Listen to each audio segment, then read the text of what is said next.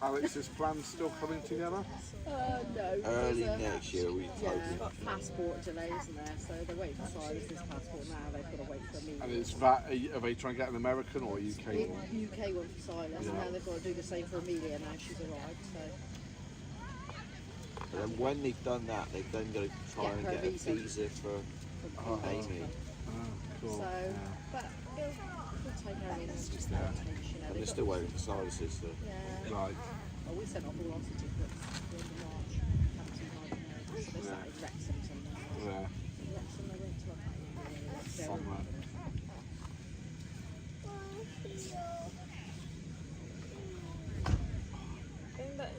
You want to please go back? You got ants in your hands?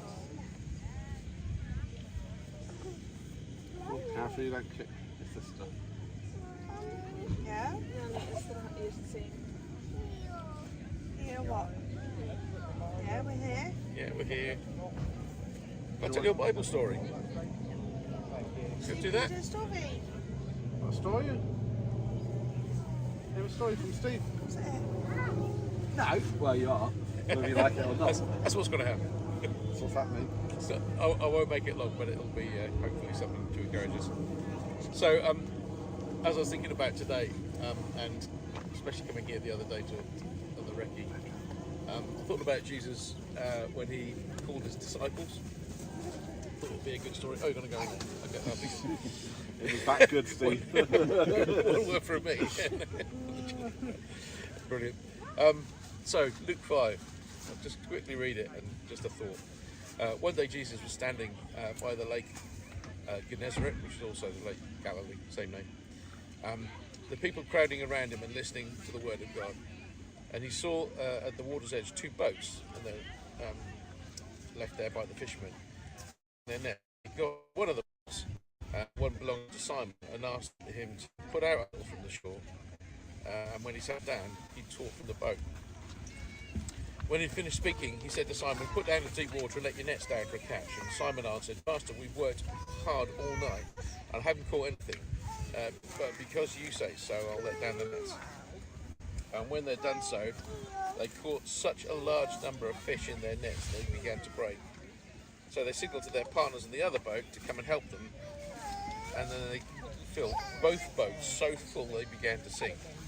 And when Simon saw this, he fell at Jesus' knees and said, fell at Jesus on his knees and said, "Go away from me, Lord, I'm a sinful man." For his companions were so astonished by the catch of fish that they had taken. And there was James and John, sons of Zebedee, Simon's partners. It's this kind of sense of, first of all, Jesus just doing his stuff, being himself. And the bit that grabbed me was Simon's response was, initially, "We've been doing this all day." Oh, okay then. Do you know what I mean? And the one thing that grabbed me out of this was, how many times do we, in our daily stuff, because Simon was a fisherman, he knew what he was doing. He knew where to go, how to catch fish. The whole thing was what he did, and he did it really well. And they would have known that Jesus was also, by trade, a builder. I say that because I read something really interesting the other week, where it was saying that Jesus, where he lived up in Nazareth, there's actually not many trees. So the chances of him being just a carpenter, the word is more of a general builder type thing. I think the early translators of scriptures said Joseph was a carpenter. It's more of a general builder. Chances are he was pretty good at stonemasonry and all sorts of other things. But fishing, he wasn't, because it's up in the hills. Nazareth, it's up at the top. The other people did fishing down at the bottom. So there's a little bit of they don't know this chap yet, but he's clearly a rabbi, he's a teacher. Maybe some know that he's a bit of a builder kind of guy, but what he isn't is a fisherman. So why would they listen to him? You know? And he looks at them and says, "God, go a bit further." But Andrew's in the boat with him, who we find had already met Jesus. And there's something about the connection, and I could imagine a conversation going on with Andrew and Peter, and Andrew saying, "You can trust this guy. You know, I think he's the Messiah. Yeah, there's something about him. Listen to him." And so Peter goes, "Because it's you, Lord. Okay, I'll run with this." and then pushes out a bit further, and then of course the massive catch, and then the others having to rush to his aid and support him. And I can also imagine, because Jesus is in the boat, isn't he? He says he got in the boat and then said go out further. So I imagine as well, in that moment, not Jesus standing back looking, let's see what happens here. He's in the boat with them, and he's probably grabbing the nets as well, and all of them together get this amazing blessing. So the two things that made me kind of sit up and think myself was, A, how much of life do I do in my own strength? And when you get that God word come into your life, you kind of go, yeah, but I know what I'm doing here, because this is an area that we're strong in. Yet we use our own skill set and we think we know what we're doing, and so somehow we eliminate the possibility of God knowing better than us. Does that make sense?